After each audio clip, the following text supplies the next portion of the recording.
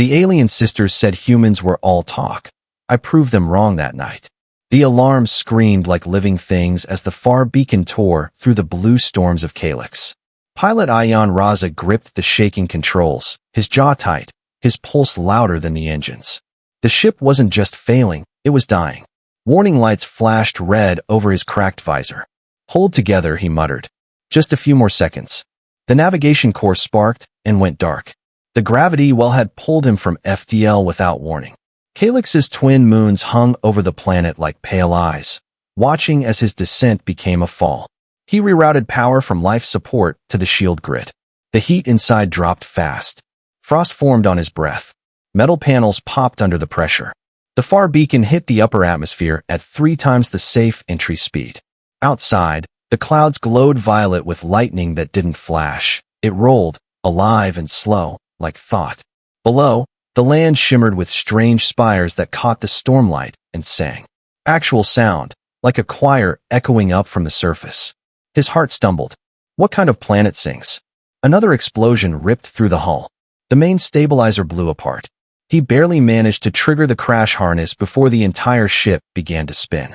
The world outside became a blur of blue and silver. Impact. Everything went white. When Ion opened his eyes, he was hanging sideways in his seat. The emergency lights were dim, pulsing like a dying heartbeat. His ribs felt cracked, his shoulder dislocated, but he was alive. The crash harness had left deep bruises across his chest. He fumbled with the release. It jammed. Of course it jammed. He grabbed his knife and cut the straps free, gasping as pain flared through his side. The air was thin, metallic. He could taste ozone. The smell of burnt coolant filled the cabin. You're fine, he told himself. Move. The hatch refused to open until he kicked it 3 times. The final blow sent it flying into a gust of glowing dust. He stumbled out onto alien soil and stopped. The ground pulsed beneath his boots. It wasn't stone. It wasn't sand. It was something between both, translucent, soft, and warm, like frozen glass that hummed with faint light. Each step made a musical tone. A low chord followed him, matching his movements. He looked up. They surrounded him.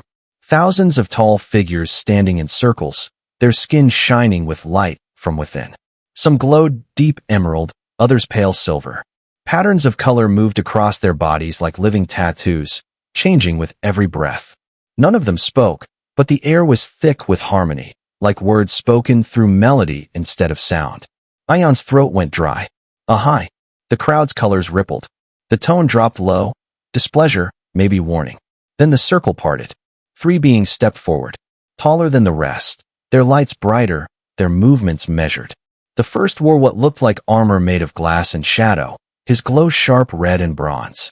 The second's skin shimmered silver blue, flowing like liquid, her presence calm but cold. The third's light shifted constantly, gold and violet mixing in patterns that looked alive. The first one spoke. His voice didn't come from his mouth, it came from everywhere. You broke the resonance, right, off-worlder? Ion blinked. I what? The second being tilted her head. The right was sacred. You fell through it like a blade through water. The third stepped closer, studying him with curious eyes. Strange tone. Not of Calyx. Not of any known pattern. The crowd's color dimmed to icy blue. The first one, clearly the warrior, raised a hand. By law, trial must follow violation. Trial. Ion laughed nervously. Wait, I didn't mean to crash. But the warrior's tone grew louder, vibrating through his bones. Trial. The word became a sound wave, pushing him backward.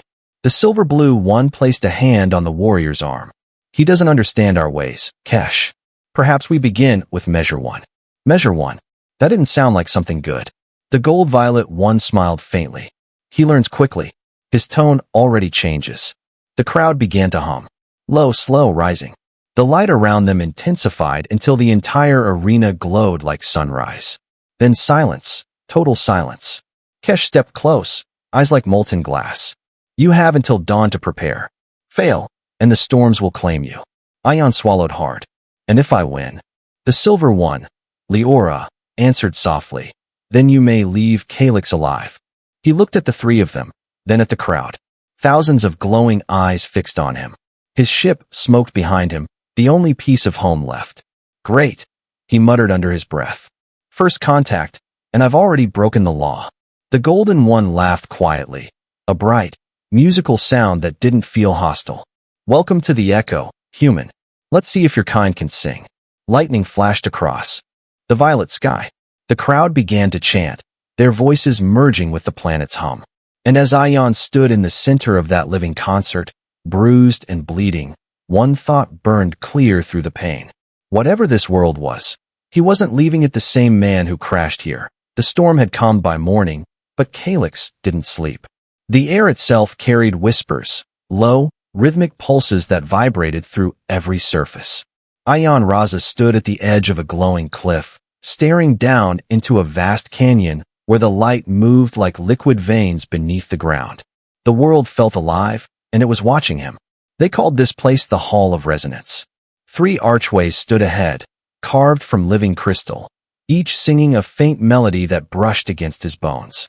The 3 alien leaders, Kesh, Leora, and Nyx, waited within the arches, their light dimmed for formality.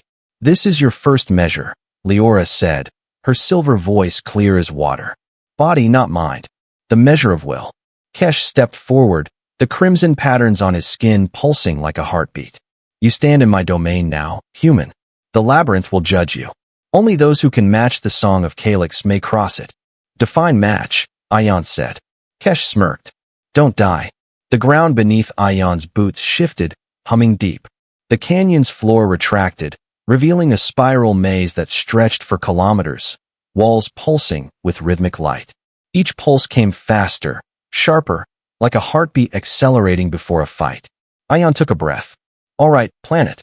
Let's dance. He descended into the maze.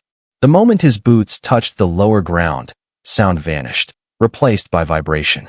Every step triggered a tone, every wall shimmered like water. He realized too late that the maze listened. He walked left. The ground responded with a low thrum. He turned right. A discordant tone blasted back, shaking his balance. The walls flashed angry red. Okay, not that way, he muttered, wiping sweat from his brow. You like rhythm, huh? He tapped the hull plate still strapped to his belt, the last piece of the far beacon. It gave a dull, hollow clang. The maze pulsed once, then twice, responding. He smiled. You understand metal. Good. He started tapping patterns, short beats, then pauses. The floor adjusted its tone to match. He moved forward, step by step, creating a song between his feet and the maze itself. It was like walking inside an instrument. The more in sync he moved, the easier the ground became to cross. But Kesh wasn't going to let him win easily. From the far wall, the warrior leaped down, landing with a shockwave that shattered the harmony. His red aura turned the air hot. The labyrinth tests the intruder, Kesh said, his voice echoing from every direction. But the warrior ensures the truth. Ion gritted his teeth. You again. Kesh's fist came like thunder. Ion rolled, the impact cracking the crystal where he'd stood. The maze screamed, its song breaking into painful static. Ion reached for a fallen shard, razor sharp, humming softly in his grip. He struck it against the hull plate. Ting, ting, ting. The tone spread through the walls like a ripple. The maze steadied. Kesh attacked again, faster, relentless. Ion blocked, ducked, redirected. Each strike he absorbed through his forearms, turning the blows into rhythmic counters. The pattern began to form. 2 beats, pause, 1 beat, pause, like the echo of war drums. The maze liked it. The red faded to gold. Kesh's expression changed, first anger, then curiosity. He struck again, harder, testing Ion's rhythm. Ion matched him, step for step, beat for beat, until their fight stopped being combat and became something stranger, a duet. When Kesh swung low, Ion turned the move into a spin. When Kesh lunged, Ion's counter became a chord. The walls shimmered brighter with every movement until the whole labyrinth was singing around them. At last, Ion caught Kesh's arm, using the warrior's momentum to flip him onto his back. His hand pressed against Kesh's chest. 1 heartbeat. 2. 3. Silence. The maze's song turned pure white gold, flooding the chamber with light. Ion let go immediately, breathing hard. Guess that's a win. Kesh rose slowly, his armor cracked, the red of his glow softening. He stared at Ion for a long moment, then laughed, deep and rough, like thunder underwater. No off-worlder ever matched my tone, he said. You fought with purpose, not pride. Ion offered a hand. You hit like a collapsing asteroid, by the way. Kesh grinned, clasping his hand in return. Then perhaps you are strong enough for the next measure. Leora and Nyx descended from the ledges, their colors now bright with interest. You survived the warrior's path, Leora said. Now face mine. Ion straightened, still panting. And yours is? Words, she said simply. Negotiation, logic, and the power to turn conflict into chorus. Great, Ion muttered. We've done fighting. Now we argue. Nyx smiled faintly, her light dancing violet across her face. Careful, human. Our words can wound deeper than blades. The maze behind him dimmed. The canyon walls began to close, reforming into shimmering steps that rose toward the glowing tower ahead. He glanced back once at the crystal battlefield, now silent, peaceful. He didn't know it yet, but he'd done something impossible. For the first time in Calyx's history, the labyrinth had sung back to a stranger. The tower rose like a blade of glass, piercing the clouds. Its surface shimmered with rippling reflections, not of light, but of thought. Every idea spoken within its walls became a visible echo, a flicker of color that hovered briefly before fading. Ion Raza followed Leora, the silver-blue leader, up the winding spiral path. His ribs ached from the fight with Kesh, but he refused to limp. The air here buzzed with energy. Each step forward felt like walking through a living storm of whispers. This is the Concord Tower, Leora said. Her voice carried a calm authority, each syllable glowing faintly as she spoke. Here, the sharpest minds of Calyx resolve their wars. Words are weapons, and silence is surrender. Ion gave a dry chuckle. Good thing I'm used to losing arguments. Leora didn't smile. Lose here, human, and you will not walk away. They entered a vast circular hall. Transparent walls revealed the city below, thousands of glowing figures watching from balconies and walkways. A long table of translucent stone stood at the center, surrounded by high-backed chairs carved with symbols that pulsed in rhythm with unseen heartbeats. 3 other beings waited, members of the Order of Pure Line, draped in dull gray light, their faces carved with disdain. So this is the outsider, one hissed. The noisemaker. Ion met their gazes. The name's Ion. Noisemaker works too. Leora raised a hand. The challenge is simple. If he can convince you to yield the water trade routes peacefully, the measure is passed. If not, the nearest alien's glow turned cold. If not, we take his voice. Wait, take my. They mean silence, Leora interrupted. Permanent silence. Ion swallowed. No pressure then. The debate began with ritual tones. Each speaker struck a crystal in front of them, sending sound waves through the table. The colors of their arguments danced in the air, logic made visible. The Order spoke first, their chords perfect, mathematical, cold. They argued that purity brought stability, that outsiders brought decay. Leora countered, her tones fluid and melodic. But isolation breeds weakness, she said. Without trade, without shared resonance, the city starves. They clashed back and forth. Every time Ion tried to speak, the table reacted violently, flashing red. His human voice wasn't tuned to their frequencies. To the tower, he was static. He closed his eyes, thinking. He remembered the labyrinth, how rhythm, not words, had saved him. He tapped a slow beat on the table. Tap, tap, pause. Tap, tap, pause. The red light dimmed, hesitating. Then he changed the tempo, matching the hum of the walls. The crystals vibrated softly. For the first time, the tower didn't reject his sound, it listened. He spoke low, almost whispering. You talk about purity, he said. But purity without purpose is extinction. The air flickered, not red, but orange. Curious. The aliens leaned in. On Earth, he continued, we learn the hard way. One disaster, one war, one famine at a time. That survival isn't about walls. It's about bridges. About mixing what's broken until it works again. His tone rose slightly. The color shifted from orange to gold. The tower hummed with approval. You think trade makes you weak? It doesn't. It teaches you rhythm. It forces 2 sides to breathe together. Leora's eyes widened. She understood. She joined her voice with his, harmonizing the tone. The table resonated with twin frequencies, Human and calyx, chaos and precision. The members of the order tried to drown them out. Their voices sharpened, but the sound warped, breaking apart. Their own purity couldn't handle the mixed chord. One by one, their colors fractured. Blue cracked to gray. Gray faded to white, the color of surrender. Ion exhaled. Guess the tower likes duets better than solos. Leora stepped closer, her expression unreadable. You broke centuries of custom with improvisation, she said softly. No outsider ever spoke here and lived. Lucky me, he said. She reached out, touching the table's surface. A glowing seal appeared beneath his hand, gold and silver intertwined. By law, the measure of mind is complete. The other counselors rose silently and left, their lights dimmed to shadow. Ion looked out through the glass at the city beyond. Its streets were still glowing, not with anger, but with questions. Change had begun to hum through the world like a distant heartbeat. Leora joined him at the window. You spoke as if you belonged here, she murmured. Maybe I do, he said. Or maybe your planet just needed a little static. Leora smiled faintly, her first true smile. The final measure waits at dawn, she said. Nyx will test what even reason cannot. What's that? Your spirit. Outside, thunder rolled across the glass sky, not from a storm, but from the planet itself, answering the song that had just been born in its tower. The night sky of Calyx shimmered like a sea of slow lightning. Rivers of light wound across the horizon, glowing veins pulsing in rhythm with the planet's heartbeat. Ion Raza stood before the Hall of Echoes, a vast structure carved into a living mountain of crystal and shadow. The entrance shimmered, half solid, half vapor, like light pretending to be stone. Nyx, the golden violet leader, waited at the threshold. Her eyes glowed softly as she looked at him, curious, yet unreadable.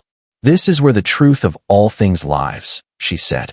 Every memory, every voice, every mistake our people ever made is stored beyond this gate. Sounds crowded, Ion muttered. Nyx smiled faintly. It is. And tonight, it will speak through you. That did not sound comforting. Wait. Speak through me. She gestured toward the gate. The third measure tests the spirit. The ability to bear memory without breaking beneath it. Before he could argue, she touched his forehead. The world dissolved into light. He found himself standing in a tunnel made of glass that pulsed with sound instead of color. The walls whispered, and the whispers formed words he couldn't understand. Images swirled around him, scenes from alien history. Births, wars, oceans of fire, skies filled with cities that rose and fell like waves. Nyx's voice came from everywhere and nowhere. Every leader of Calyx carries a single memory, one truth that must never fade. To pass, you must carry one too, and return it unchanged. Ion looked down. A glowing sphere hovered before him, swirling with living color, gold, green, and violet. It hummed softly, like a heartbeat wrapped in song. He reached out. The moment his fingers touched it, the world invaded him. He saw through alien eyes, a soldier on a burning plain, fighting beside comrades who sang their courage into the sky. He felt the fear of losing them, the pride of survival, the grief that came after victory. Then the vision shifted, a city starving while leaders argued about purity and law. A young voice, Nyx's, shouting against them. Tradition is a cage if it forgets why it was built. The pain of those words filled him. It wasn't just memory. It was emotion fossilized in sound. Ion gasped. His pulse faltered. The sphere inside his chest burned like fire. Too much, he whispered. Too many lives. Hold the song, Nyx's voice urged. Do not control it. Resonate with it. He fell to his knees, gripping the crystal floor. The sound tried to drown him, filling every thought, every nerve. His own memories surfaced in defense, his mother teaching him to fix broken machinery, his first ship launch, his last crew. He focused on that. On home. Then he realized something. The alien memory didn't fight him. It listened. The tones of his past began to weave into it, stabilizing the chaos. Human rhythm mixing with alien harmony. He wasn't carrying the memory. He was sharing it. The colors around him shifted from violent crimson to calm gold. The pain softened. The voices grew quiet, waiting. He stood slowly, the sphere glowing steady in his hands. All right, he said through gritted teeth. Let's finish this. When he stepped forward, the tunnel changed. The floor became a mirror of living glass, reflecting not his face, but thousands of others. The ancestors of Calyx. All watching, all waiting for his choice. He whispered, "I'll remember you. But I'll remember me too." The reflection smiled, countless voices blending into one sound, like wind through sunlight. The sphere dissolved, sinking into his chest. He opened his eyes back in the Hall of Echoes. Nyx stood close, her hand on his shoulder, her patterns flickering rapidly between awe and fear. "You did it," she breathed. "You held the memory without losing yourself." Ion looked at his palms. Faint golden light still pulsed under his skin, tracing the same patterns he'd seen on the alien warriors. "Guess I'm part of the choir now." Nyx tilted her head, studying him. "You're more than that. You changed the tone of the memory veil. It's never sung like that before." He gave a tired smile. First time for everything. The hall around them began to hum. Low, rising, powerful. The entire mountain answered with a new rhythm. Slower, deeper, more human. Nyx looked toward the glowing ceiling, her expression unreadable. "The council will feel that shift. You've changed our archives, Ion Raza." "Good," he said softly. "Maybe it's time your world remembered what change sounds like." Outside, the sky thundered with violet light, and somewhere deep beneath the mountain, the echoes of Calyx whispered his name, not in alien melody, but in a rhythm unmistakably human. Dawn on Calyx came like the turning of a giant lens. Light bent through clouds that glowed from within, painting the sky in living color. The planet hummed softly, as if warming up for another song. But under that harmony, something darker stirred. Ion Raza stood on a wide balcony overlooking the crystal plains, a field of mirror-like shards stretching to the horizon. Each shard reflected not the sky, but memories. His own reflection looked back at him, faintly golden now, his skin still carrying the luminous scars from the memory veil. He had survived all three measures. Body, mind, spirit. But peace never came after tests. It came before the next storm. Behind him, heavy footsteps echoed. Kesh approached first, his crimson armor dulled with unease. Leora followed, her usual calm fractured by restless silver patterns.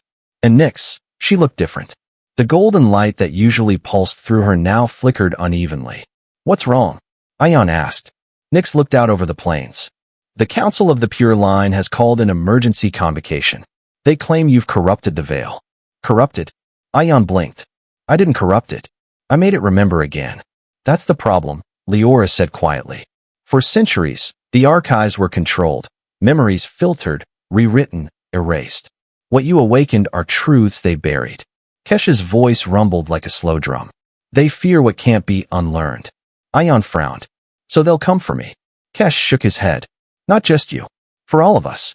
The Triarch broke protocol by allowing an off-worlder to face the measures. They'll call for your judgment, and ours. Then we show them the truth," Ion said. "Let them see what we saw." Leora's tone turned sharp.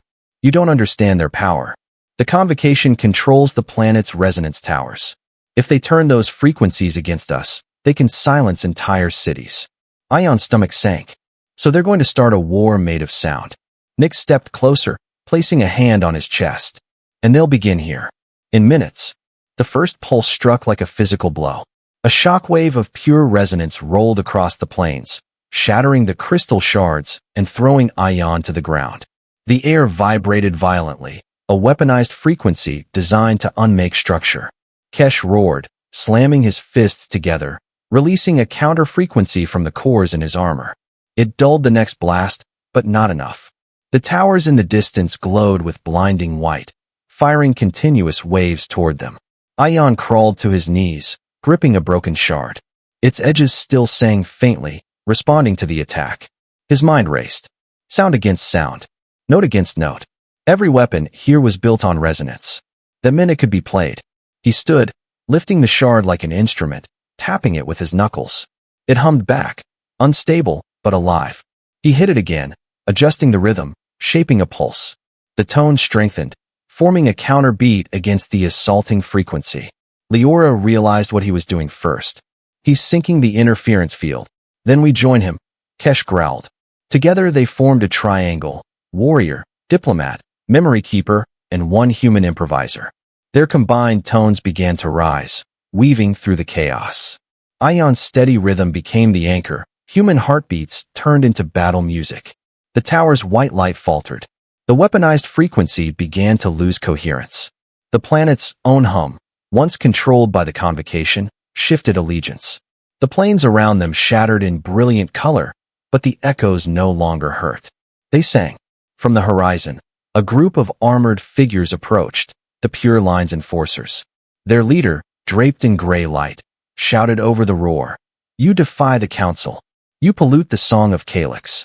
Ion shouted back. "Maybe it's time your song had more than one verse."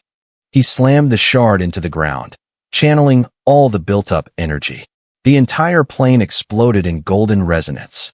When the light faded, the attackers were gone, not dead, but silenced. Their armors glowed dim to pale ash. The resonance towers flickered and went dark, their control frequencies broken. Ion fell to one knee, gasping. The shard in his hand had melted into glowing dust. Nyx approached, a written across her face. "You didn't just stop them," she whispered. "You changed the planet's rhythm again."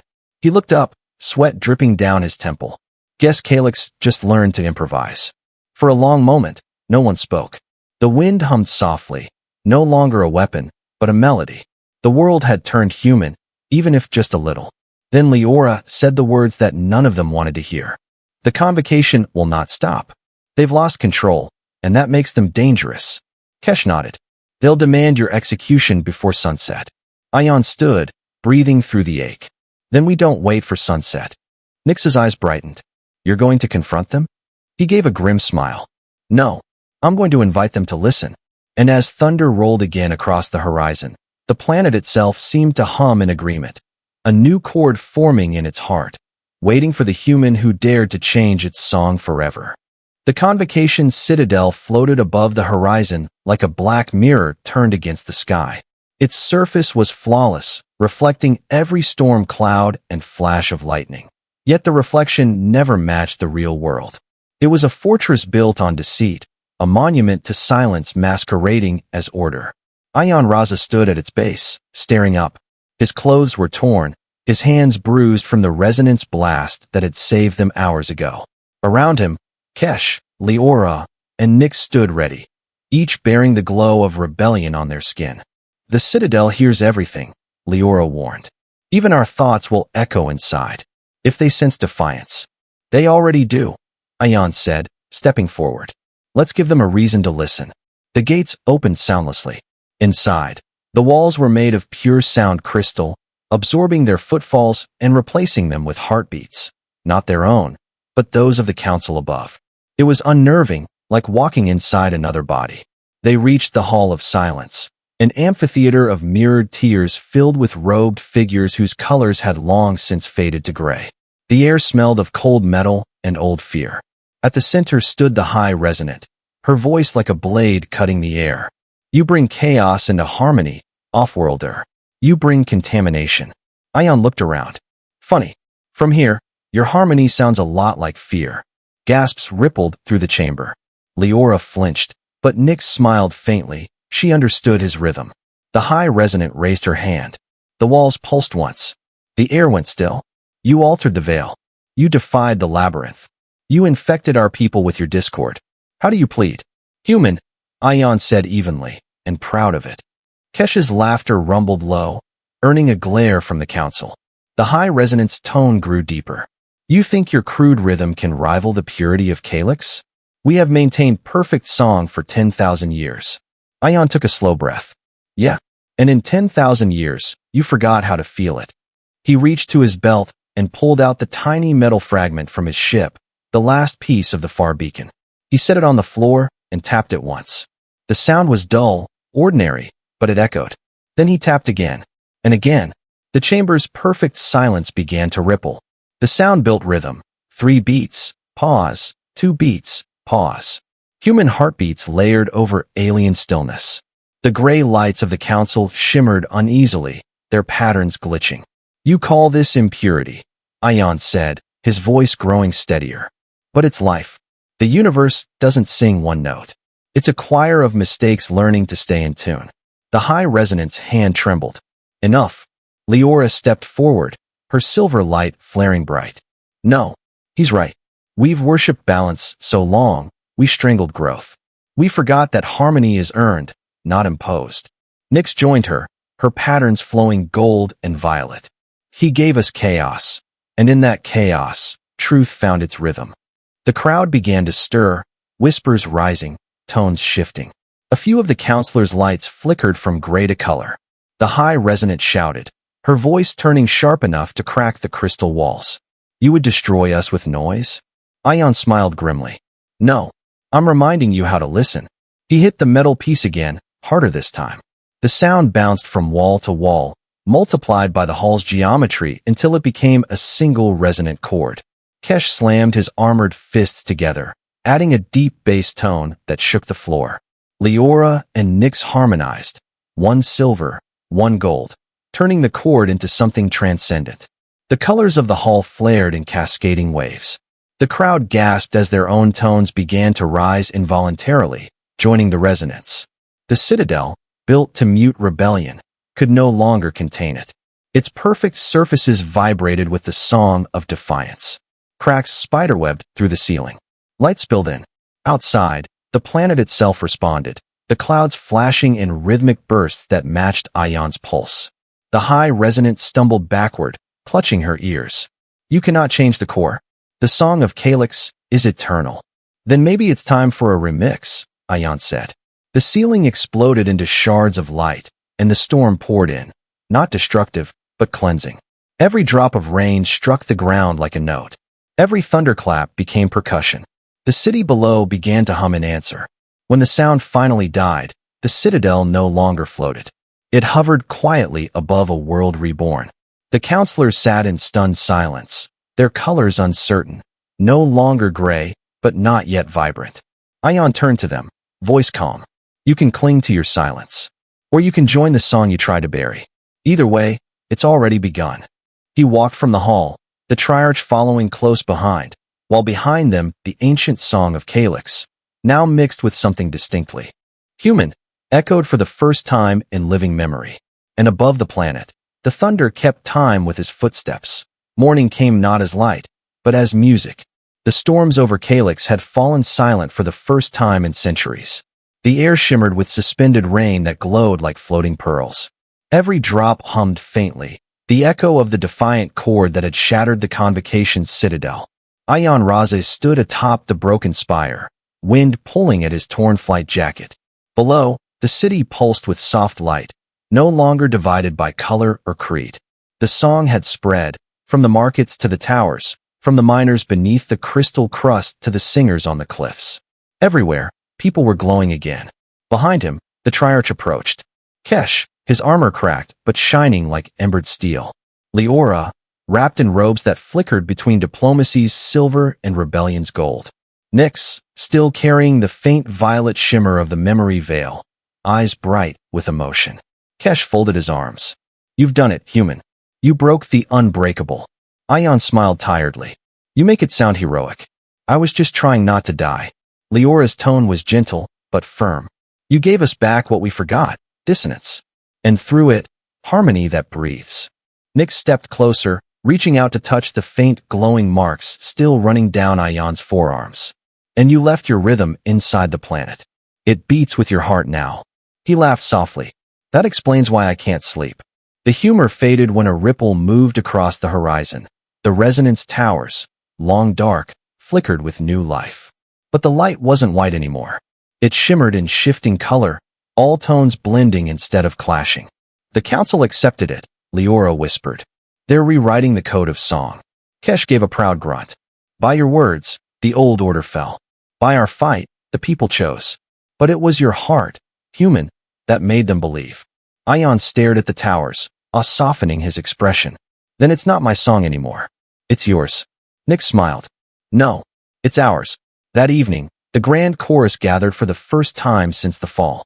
A vast amphitheater carved from living stone filled with millions of glowing figures. Every voice, every hue, every rhythm joined, not under command, but by choice.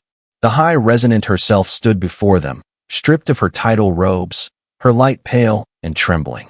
She bowed to Ion and the Triarch. You were right, she said quietly. Silence may preserve perfection, but only imperfection creates life. Then she handed Ion a new artifact, a crystal disc etched with unfamiliar markings. This is the Dawn Accord, she said. Not law, not command, agreement. Each century, Calyx will add a new verse to its song, so it never stops evolving. Ion turned the disc in his hand, the etched patterns glowing with his touch. A promise to change, he murmured.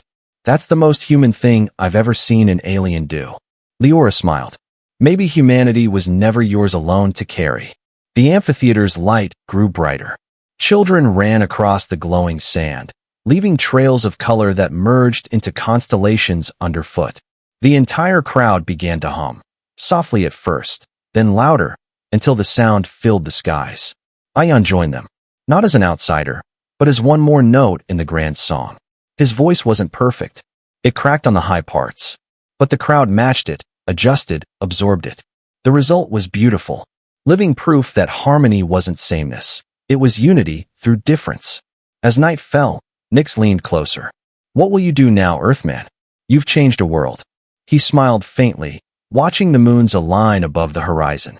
Maybe go home, he said. Teach my people that even a planet of light can forget how to listen. She tilted her head. And if you don't return? Then I'll stay, he said softly.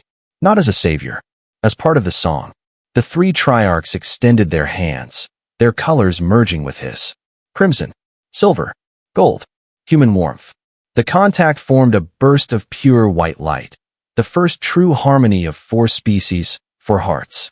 The crowd cheered.